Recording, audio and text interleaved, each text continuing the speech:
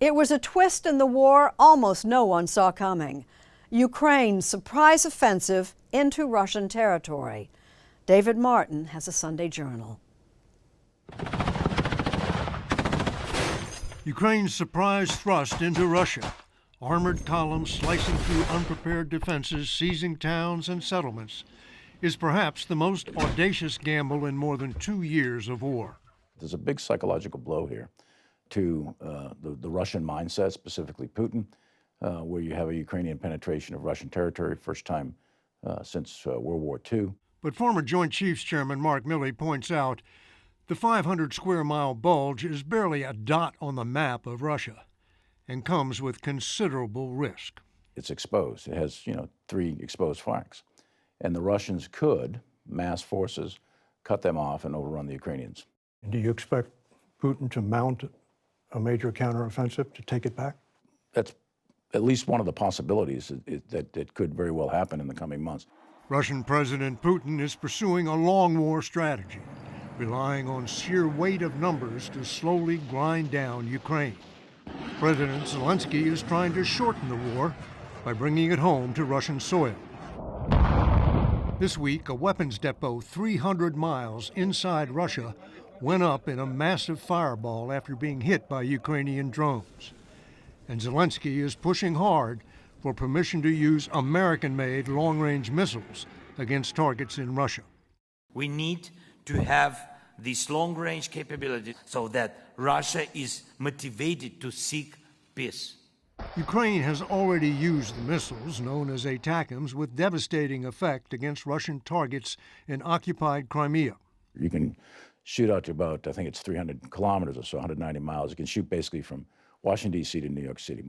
ATACMS is guided by GPS and carries a 500-pound warhead.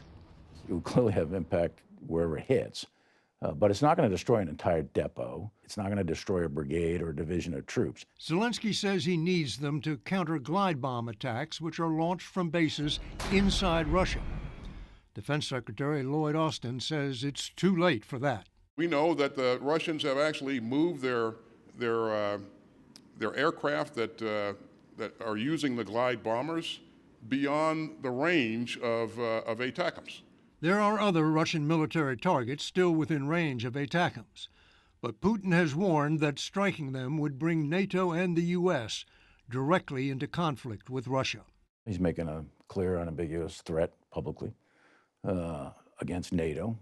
How could he respond? You could easily have missiles, Russian missiles, strike into, say, Poland. If one of those missiles or 2 of those missiles struck an area where there's U.S. forces there, killing American soldiers, you're going to have a major league international crisis on your hands at that point. It's a high-stakes moment for a war that already has cost an estimated total on both sides of 1 million casualties and is mired in stalemate. The probability of Russia militarily overrunning Ukraine is very unlikely, but the probability of Ukraine militarily compelling the withdrawal of, a couple 100,000 Russian troops is also highly unlikely. Zelenskyy is betting his already stretched defensive lines in Ukraine will hold while he opens a new front inside Russia. He took a calculated risk in order to put himself into a position of strength for what he perceives could be the coming of some sort of negotiation, perhaps next year. Part of the risk is whether the U.S., with its deeply divided politics, will continue sending Ukraine enough weapons to stave off Russian assaults. Funding for those weapons is set to expire at the end of this month. If somehow that aid gets cut off, if somehow Europe or the United States does not support Ukraine, then I think it gets very problematic for Ukraine to sustain that fight.